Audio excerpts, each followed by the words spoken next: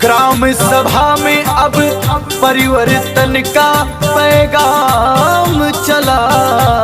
हर जुबा से अब पंधारी यादव का नाम चला। परिवर्तन की तीर छूट चुकी है अब निशाने से।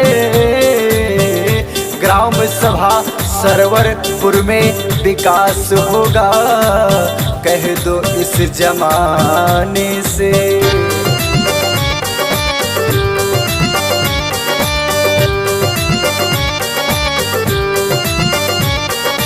अपने क्षेत्र के हम हैं वतन दीवाने,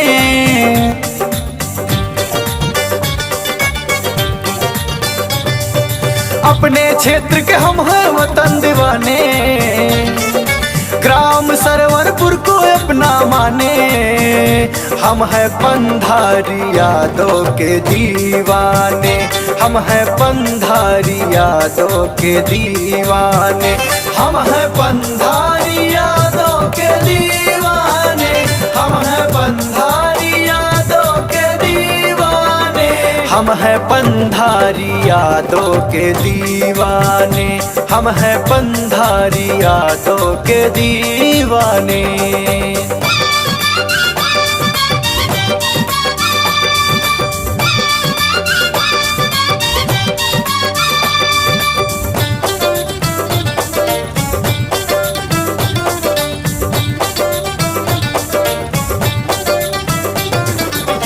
नाम पंधारी है, जो कहते हैं वो करते हैं। गरीबों की रक्षा वो तन मन धन से करते हैं। गरीबों की रक्षा वो तन मन धन से करते हैं। जन्म लेकर जो दूसरों के लिए रोता है, वही इस धरती पर लाखों में एक होता है। वही इस धरती पर लाखों में एक होता है। शौक से कहते नाई कोट वाले, शौक से कहते दियारा वाले। हम हैं पंधारी यादव के दीवाने। हम हैं पंधारी यादव के दीवाने। हम हैं पंधारी यादव के दीवाने। हम हैं पंधारी यादव के दीवाने।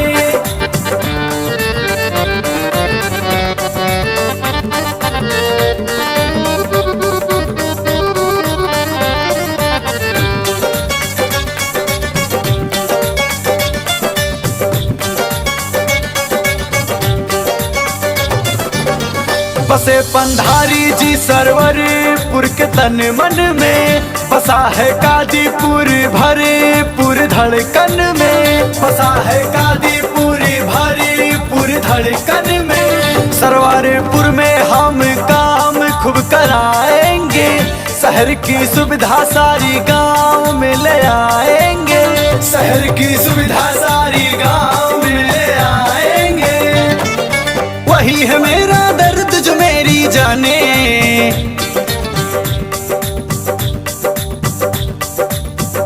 हम हैं पंधारी यादव के दीवाने। हम हैं पंधारी यादव के दीवाने। हम हैं पंधारी यादव के दीवाने। हम हैं पंधारी यादव के दीवाने।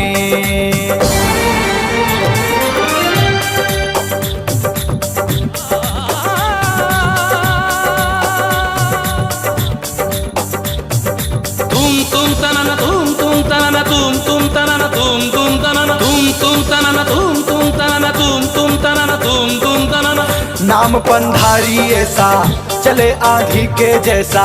किसानों आगे आओ, जवानों आगे आओ। देखो पंधारी की सत्ता, मगन है पत्ता पत्ता। बेरोजगारी भत्ता दिलाई पंधारी की सत्ता। शहर को गांव बनाना आज हम सब ने ठाना। जागरूक जन जन होगा तभी परिवर्तन होगा। आज कण कण में पंधारी, आज जन जन में पंधारी। बसे तन मन में पंधारी, चले धड़कन में पंधारी। हम हैं दीवाने दीवाने दीवाने। हम हैं पंधारी यादव के दीवाने। हम हैं पंधारी यादों के वीर।